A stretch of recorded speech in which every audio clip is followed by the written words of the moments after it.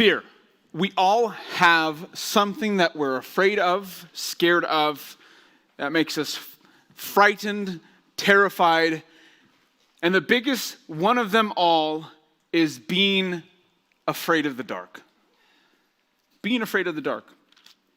Do you guys know that 11% of adults are still afraid of the dark? 11%. Now, I know that number isn't that big. It's not that big. That's an estimated number. It's not that big. But being afraid of the dark for adults at that 11% is higher than being afraid of heights. Being afraid of heights. While all of us may say that we aren't afraid of the dark, I think some of us may be included in that 11%. Right? There's that fear.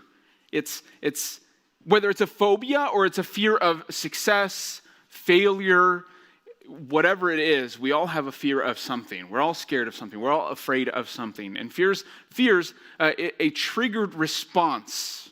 It's a triggered response, and it's triggered by a real or perceived threat.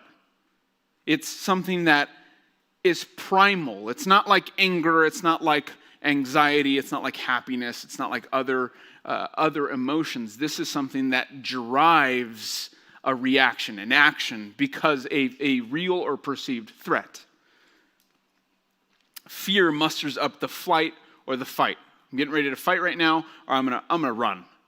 That's what fear does. While fear is built within us to alert us, we often have a tendency of letting that fear, whatever it is, control us, drive us. Now, this is the fourth emotion we've been talking about in the series. So I think at this point, hopefully you guys are getting the point that I'm trying to get across, and that these emotions, our emotions, were built with them. They were created to experience emotions, but these emotions often control or drive our actions, our thoughts, or our speech. And while this is built in us, again, that tendency is there to control us. And I think just like darkness is the absence of light, fear is the absence of trust in God. Fear is the absence of trust in God. It's real. Fear is real. We're not going to argue about that or debate that. Fear is real. It's a real thing. It's something that causes, there are things that cause fear in us, in our lives, and we have to deal with it. But here's what fear is capable of doing. It makes us irrational. It's physical. It paralyzes us. When acting out of fear, all ability to think rationally goes out the door. And when we act primarily out of fear, what's happening there is we're demonstrating a lack of trust in God. And there are genuine fears that are natural, but in Proverbs specifically, we see two distinct kinds of fears. Two distinct fears. Go ahead and turn to Proverbs 29:25. Very short verse there, but it says a lot. And again, in here we have two different, Solomon gives us two different kinds of fears. In Proverbs 29:25, let me go ahead and read it. He says this. He says, "The fear of man lays a snare." I don't think we don't need to go to exegetical commentaries. We don't need to do any further reading on Matthew Henry. There's nothing else we need to really pull from this or pull back layers, because it's plain and simple what Solomon's saying here. The fear of man, fearing man, or fearing other things, lays a snare. What is lays a snare? That means it sets a trap. It sets a trap. And this type of fear, when it ensnares, meaning that our actions are controlled or confined by the thing we dread, by the thing that disquiets us, by the thing that causes fear or frightens us or terrifies us. It's controlling, it's confining. And in one fell swoop, what he's doing here is he's providing the remedy. He's saying, here's the problem. Here's the problem that we have as humans. We fear. We fear man, we're afraid of this, we're afraid of that. And that's essentially controlling us. That's driving us. But Solomon says, here's the solution to that. Again, plain and simple, but whoever trusts in the Lord is safe. Is safe. Safe from what? Safe from that fear of man. Because it's far better for us to trust in God, because he brings our ultimate safety. He's the one that we should run towards for refuge and comfort and shelter and protection. And something that we're going to get into is he's the one that we should ultimately be fearing.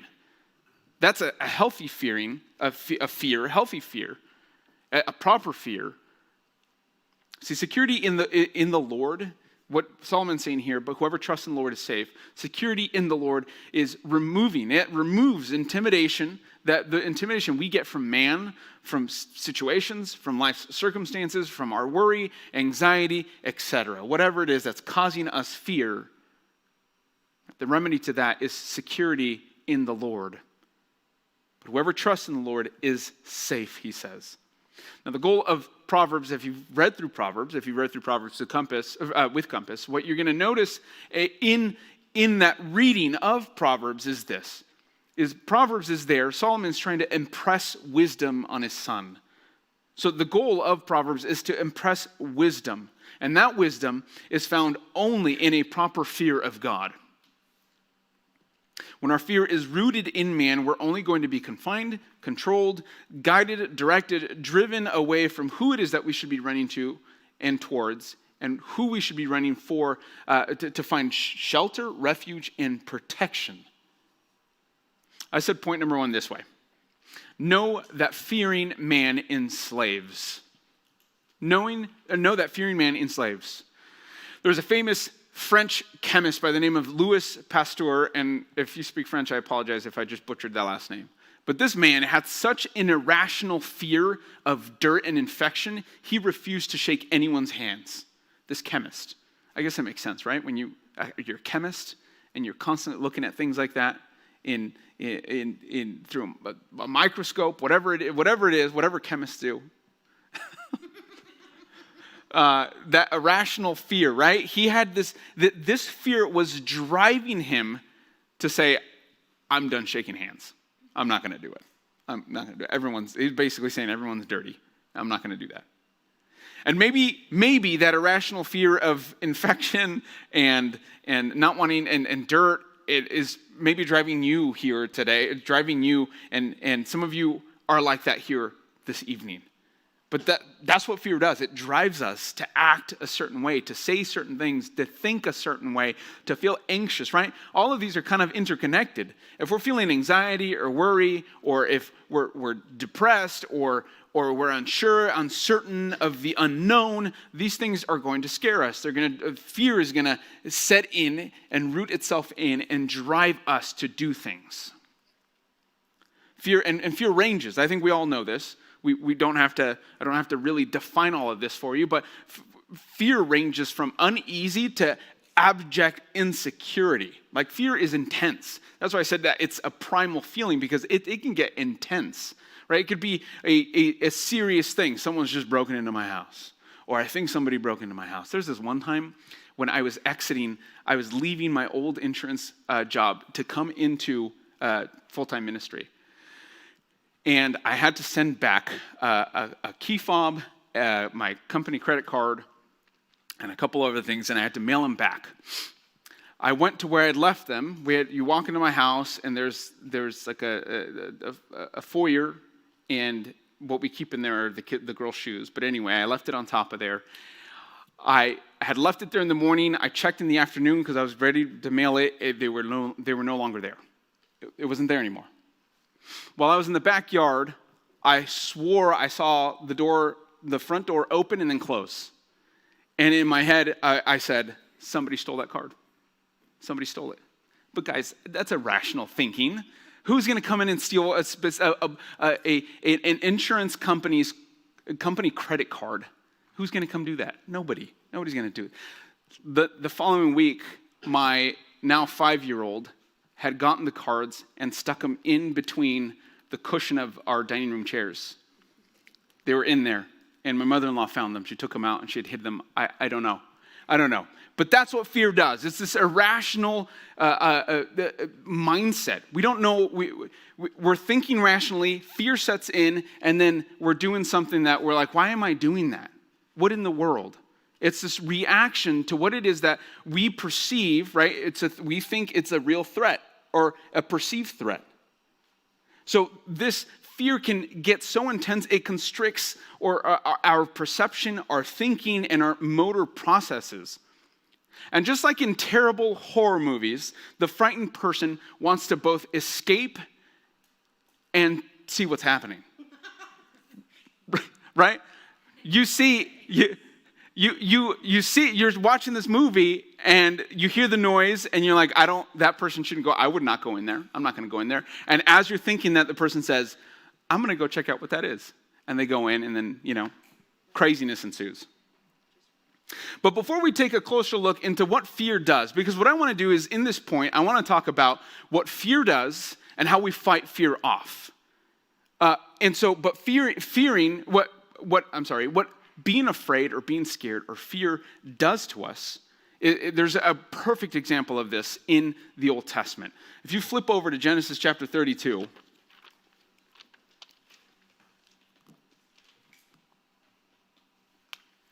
Genesis 32, and we're going to concentrate in verses 7 through 12.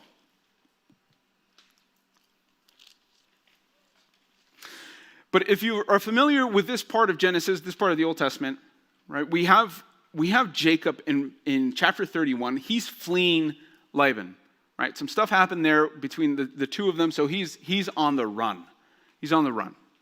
I mean, the end of chapter 31 says, early in the morning, Laban arose and kissed his grandchildren and his daughters and blessed them. Then Laban departed and returned home. So at this point, they've kind of almost reconciled. But from chapter 30 to 32, Jacob is he's not doing okay. Right? He's just he's running on fear. He's trying to figure out what to do. Chapter 32, we have Jacob fears Esau. Right? Everyone's chapter 32 Genesis in your Bibles is probably titled Jacob fears Esau. And what we have here is Jacob went on his way and the angels of God met him. This is God's camp, so he called the name of the place. He gives it the name. Jacob sent messengers before him to Esau, his brother, in the land of Seir, the country of Edom. So at this point, what we have here is Jacob is getting ready. He's getting ready to reconnect with his brother Esau. And we all know what happened there. And so what Jacob is fearing now is that my brother wants to kill me. Now you can imagine where his mind's going right now, where he's at mentally. This guy's going to kill me because I've wronged him. And so now I'm going to try to placate. I'm going to try to ease up on my brother to see if we can reconnect and have some sort of relationship here. You get to chapter 7. Verse 7 of chapter 32. He says, Then Jacob was greatly afraid and distressed. He divided the people who were with him and the flocks and herds and camels into two camps. Do you see there, though, that drive, that fear that's driving? He was greatly afraid and distressed. So he starts dividing the people who are with him, thinking if Esau comes to the one camp and attacks it, then the camp that is left will escape. Verse 9. And Jacob said, O God of my father Abraham and God of my father Isaac, O Lord, who said to me, Return to your country and your kindred, that I may do you good. Verse 10. I'm not worthy of the least of all the deeds of steadfast love and all the faithfulness that you have shown to your servant, for with only my staff I crossed this Jordan, and now I have become two camps. Please deliver me from the hand of my brother, from the hand of Esau, for I fear him, that he may come and attack me, the mothers with the children. But you said, I will surely do you good and make your offspring as the sand of the sea, which cannot be numbered for multitude. And here we have Jacob praying, reminding God, not that God needs a reminder, but this is good, this is commendable. What he's doing, he's like, okay, I'm afraid and greatly distressed. I need to go to the Lord. But if you read that closely, in verses 7 through 12, it sounds like a normal prayer, but what you can find intertwined within that prayer is fear. He's afraid and greatly distressed. And what he keeps doing after that, he said, so he stayed there that night, and from there, from what he had with him, he took a present for his brother Esau. So for his brother Esau. So he continued giving and playing into this fear. So he stayed there. He says 200 female goats and 20 male goats, 200 ewes and 20 rams, 30 mil. So he's still sending stuff. He goes, I want to trust you, God, because this is the promise you gave me. But on the back end, I'm going around and I'm doing my own thing because I'm I'm terrified. I'm terrified of what Esau can do to me. And that's what fear does. It feeds. It causes reactions. It causes us to do things. And so when we take a step back and think of what fear does these things. Fear feeds irrationality. It feeds irrationality. When fear takes over, our ability to think rationally, again, goes out the door. Life itself gets overwhelming, and any certainty or assurance evaporates because that fear is now driving us. Any promises, any assurances that we had heard or we're holding on to or we're rooted to is now we're slowly letting go of that, and we're wanting to placate this one thing that is causing us to fear, and we want to do everything in our power to make sure that fear doesn't result in something disastrous. And this is especially the case when our emotions are on the line. Right? Our emotions are driving those things, can be add to the fear that we already are dealing with or suffering with. I mean, some of those things is someone's disappointed us, right? We can have a fear in disappointment. I don't like trusting people. I don't like being near people or being with people because they're just going to disappoint me, right? And it could sound like you're jaded, but in reality, you could just be afraid. I'm afraid of having that human connection with people because I'm going to be disappointed. I've been disappointed historically, and I'm going to only be disappointed if I create these friendships or develop these relationships that I want to have, but I don't want to have. Or someone's rejected us. I'm so tired of being rejected. I fear that I'm only going to continue to be rejected. Nobody's going to love me. Nobody's going to want me. Or maybe this is a health scare, right? The health scare. After a quick diagnosis, we look on Google, and we Dr. Google, and we all become doctors, and we all have a doctorate, a medical doctor, and we go on Google and we say, "Yep, I have that. I have stage 5 toe cancer," or whatever it is. This fear that we have in any number of things feeds into this irrationality. And that fear feeds into irrationality, which causes panic. Right? Those two kind of go hand in hand. Fear causes panic. I mean, just an Old Testament example, when Moses sends the spies to the land of Canaan for information about the land, about who's there, and there's the looming giants, the Nephilim, that everyone's like, what in the world does that mean? But there's blessings in that land. And they gather the fruit and they come back with evidence. Hey, yeah, this land is good. It's bountiful. But the report is really focused on the seemingly impossible obstacle at hand, the giants. They don't see that, no, this land that we were told to go check out, that will be ours. No, there's giants there. That's going to be hard. That's impossible. There's no way. But you see that shift there. Their fear, their focus wasn't on that. This is the land that we're going to have. It's now on these giants and the danger of that. Our panic only heightens our irrational thinking, our irrational behavior. See, maybe this is a fear-induced panic that is something that is brought on by someone, how someone will respond to the comment you just made, right? Could it just be a joke? A joke, you don't know the person, you say a joke, and you're like, oh man, now I'm a little nervous that they're not gonna want to talk to me anymore. Or maybe this fear-induced panic is something brought on by how, if you have children, how your children are acting or who you think they're gonna become. I'm afraid of who they're gonna become because of A, B, C, X, Y, Z. So fear feeds into irrationality. It causes panic, but it also causes specific reactions. Of course, we're going to react to fear. But how we react is solely based on whether or not our fear is controlling us. Now, as I talk about fear, I don't want to negate the fact that there's legitimate fears, right? There's fear of my kid doesn't know how to swim. I'm fearful that they're going to go run into the pool, or There was this one time we went camping and a small bear came into our campsite. Like those are legitimate fears. I don't want that to happen. I don't need a bear in my campsite. But what Proverbs is talking about here is that fear driving us, controlling us. Right? Fear these reactions can cause us to run. It can paralyze us. I mean, and this is almost comical, but just ask anyone who is interested in someone and wants to ask them out somehow, but is fearful how that person's going to react. A simple, hey, can we meet up for coffee, turns into this terrifying task, right? That reaction there. I know you guys feel me on that one. So it causes reactions, and I lump to, on the slide it's got it separate, but fear is physical. Right, and I think by the very nature of us, somebody, we go outside and somebody could be around the corner and they spook me, and my face is going to be like, whoa, what was that, right? Just facial gestures is physical. But it heightens, right? Whether or not we're going to run or we're going to fight. If we're ready to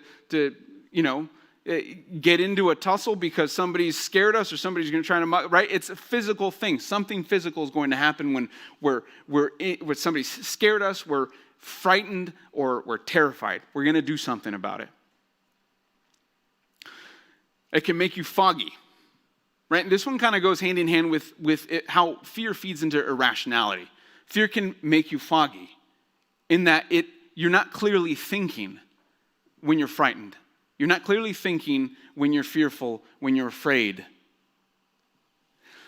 This doctor that works with the Montefiore health system said this: fear is triggered by a real or perceived threat.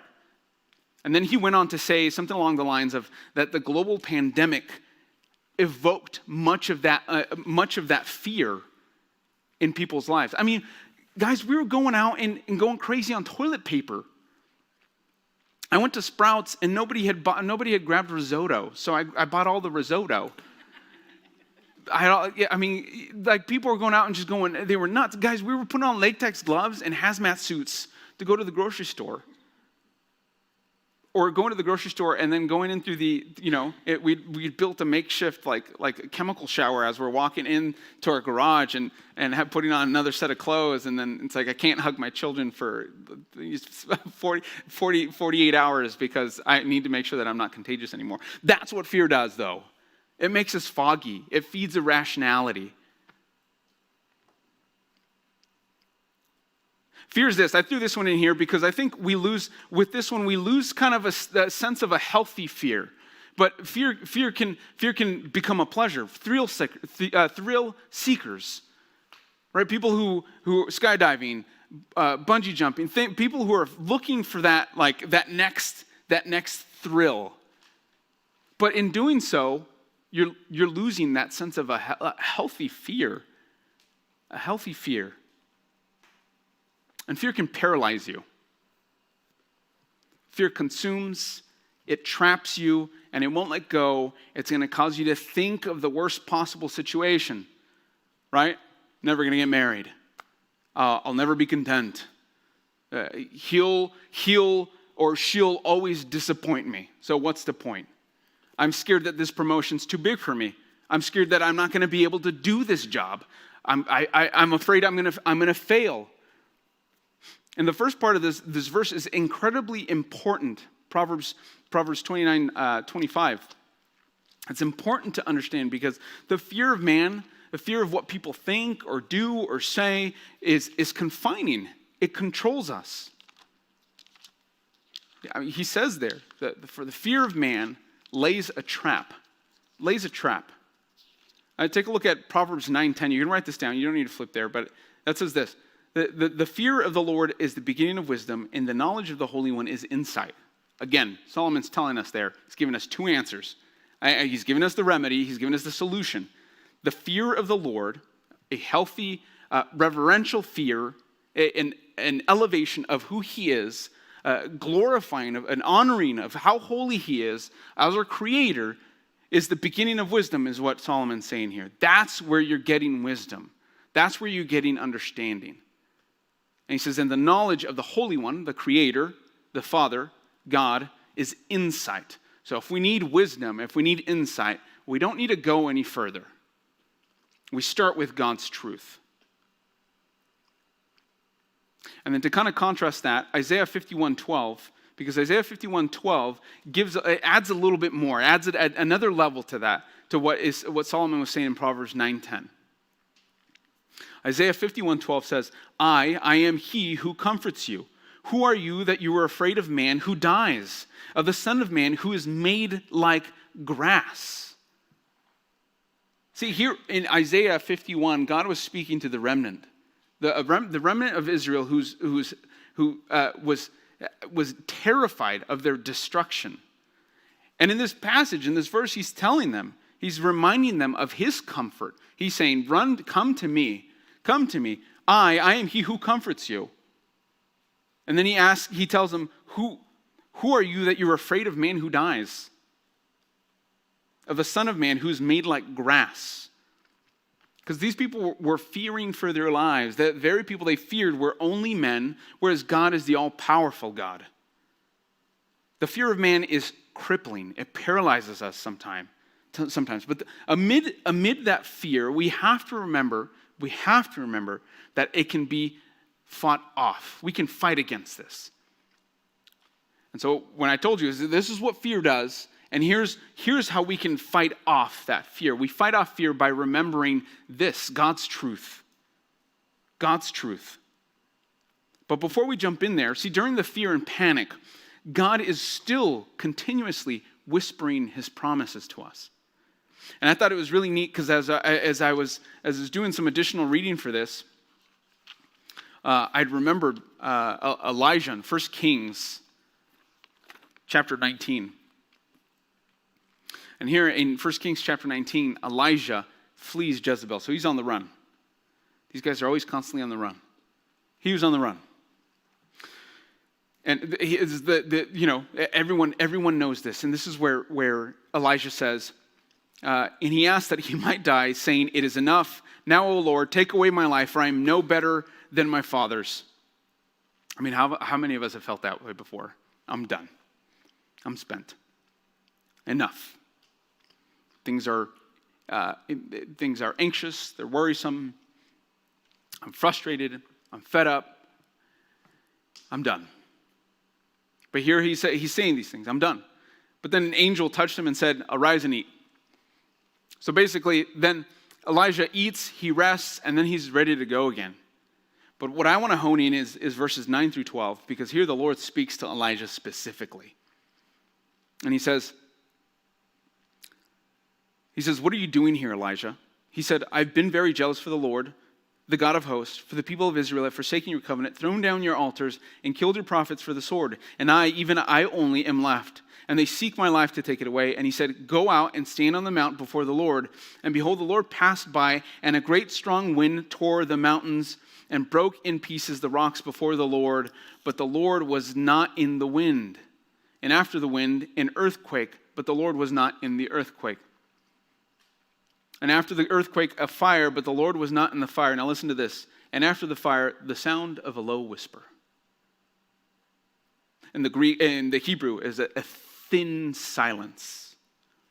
Right? So the Lord's doing all this stuff as a reminder. This is who I am. This is who I am. This is who I am. And this is how I'm speaking to you. A low whisper. See, when we're in our fear and our panic and we're thinking irrationally, God is still speaking. God is still speaking, which is why we need to remember that we can fight off fear by going to his truth, to his word. We need to ask ourselves, is what I'm thinking about really happening? Is this actually going to happen, or is this just irrational? Am I just thinking of the worst case scenario? Because listen to what Paul says in Philippians 4:8. He says, whatever is true, whatever is honorable, whatever is just, whatever is pure, whatever is lovely, whatever is commendable, if there is any excellence, if there is anything worthy of praise, think about these things. think about true things. Think about godly things. These are the things we need to be thinking of. And in the moment when we're frightened, afraid, scared, fearful, it's God's truth that brings us back out from those depths, from that boggy mire, and into his presence and into his sheltered protection. And that brings me to the second thing there, God's presence. We fight off fear by remembering God's presence. We aren't alone, and we have to remember that. We're not alone. Psalm 46, 1-3. God is our refuge and strength, a very present help in trouble. We could stop right there, and I could spend the rest of tonight talking about that. He is our refuge, our strength, and a present help in trouble. Oftentimes, guys, what we want to do is we want to venture off, we veer off, we want to take the steering wheel and we want to go in a different direction. Whereas God's telling us, no, stay the course, trust in me, rely in me, come to me, run towards me. And we're like, no, I'm freaking out right now. I don't want to do that. And he's like, no, I know. And you're like, okay, well, I know better, right? It's this argument that we're constantly having, but it's because it's the fear that's driving us to, I want to take control. I need to take control. I need to do this. I know where I'm going. I know what I'm doing, but we don't. We don't. Okay, if I keep reading Psalm 46, verse 2, therefore we will not fear, though the earth gives way, though the mountains be moved in the heart of the sea, though its waters roar and foam, though the mountains tremble at its swelling. We fight off fear by remembering God's truth, his presence, and God's grace. By remembering God's grace. His grace is sufficient. His grace is sufficient. 2 Corinthians 12:9, but he said to me, my grace is sufficient for you, for my power is made perfect in weakness. Therefore, I will boast all the more gladly of my weaknesses, so that the power of Christ may rest upon me. In our most frightened of times, when we're most afraid and fearful, guys, that's where our weakness, that's perfected. God is that's when we're most willing, when we need to run to him. He is the solution. I think I'd be remiss if I didn't say God's sovereignty, right? God's sovereignty. God is in control of absolutely everything. We could spend a whole month talking about God's providence and his preservation and his governance of people, of everything. Everything that's happened in history, everything will happen in the future. God is in control of every single thing, and that's what we need to remind ourselves of that. He's in control of the tiniest little things to the more complicated things. Daniel 4:35 says, all the inhabitants of the earth are accounted as nothing, and he does according to his will among the host of heaven and among the inhabitants of the earth, and none can stay his hand or say to him, what have you done? We can't say that. Right? If you're reading through Job right now, same thing that's happening in Job. Right? We can't tell him what to do. We can't answer those questions. I can't tell him this is how you created things. God's sovereignty. The next one's God's listening ear. When we pray to him, we need to understand, we need to believe that when we're praying to him, those things are going to happen. But those things have to be aligned with his will and his desires. We have to pray to him without ceasing. Psalm 40:1-2, I waited patiently for the Lord. He inclined to me and heard my cry. He drew me up from the pit of destruction, out of the miry bog, and set my feet upon a rock, and making my steps secure. That's understanding right there that he is trustworthy, which is the next one. God's trustworthiness. That's how we fight off fear. God's trustworthiness. Psalm 56:3-4, when I am afraid, I put my trust in you. In God, whose word I praise, in God I trust. I shall not be afraid. What can flesh do to me? That's what we need. We need to be running to that psalm and praying through that psalm when we're at our most frightened state. At our most panic state, when I'm afraid, I put my trust in God, and that's what God wants us to be doing, running to him. And the last one is this: God's immovable plan. God's immovable plan. God promises to use all things for his good. So in the moment that we're frightened, or we're in a season of just fear, I'm trying to control this fear. I'm trying to put this fear to death. I'm trying to not trust in myself, but trust in God. We need to understand that even in those circumstances, God's promises that he will use those things, those circumstances, for his good. Romans 8:28. And we know that for those who love God, all things work together for good, for those who are called according to his purpose. So what all of those means, what all of the knowing fear and understanding fear, and knowing that we can fight it off by remembering these things here: God's truth, his presence, his grace, his sovereignty, his listening ear, his trustworthiness, and his immovable plan, means that when we find out it's cancer, or we find out someone we love has been involved in a bad car accident, or you were just let go of your job, or whatever it is, your kids aren't listening, your kids are becoming that person or that person, whatever it is, guys, we remember these things, right? We remember that because of this, because of God's truth, because of who God is, we can't let the enemy use fear to seize us, because he's going to do that. It's going to happen. Let's read verse 25 again of Proverbs.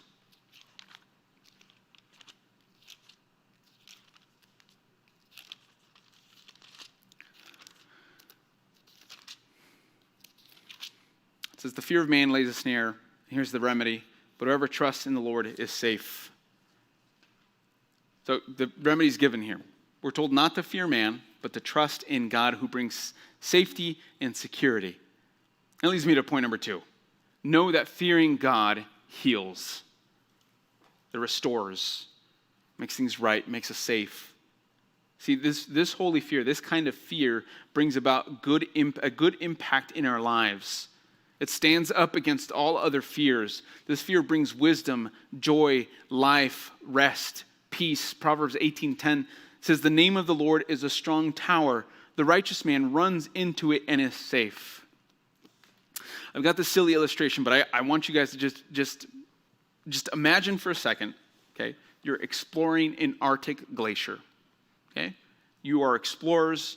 You're on this Arctic glacier, and you realize off in the distance, you're amazed at this glacier. You're like, wow, this is crazy. I'm exploring this. And you look off in the distance, and you're like, oh, that looks like an ugly storm. So you start making your way off this glacier, same trail, the same trail you got up, and you're going back down, and you realize, oh, this storm's coming up quick. This looks bad. This is going to be bad. This thing can pull me right off this glacier. I need to find somewhere to hide quick. So you find this cleft in the ice where you can easily hide and be protected, be sheltered. So you're safe from the storm, and this nice cleft that is in the glacier for you. And as you're hiding, thinking, okay, I hope the storm doesn't get me, you watch the storm just kind of go by while you're safely in this cleft.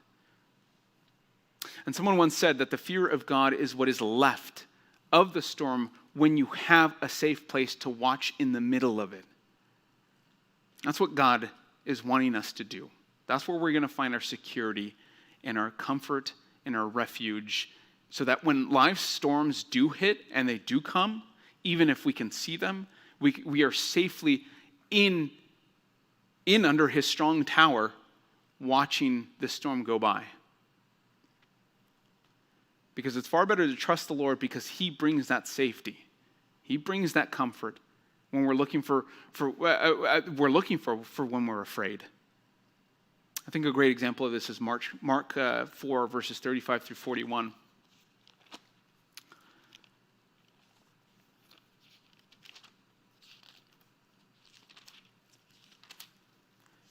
You guys are probably familiar with this one. This is Mark 4, 35 through 41. This is Christ calming the storm.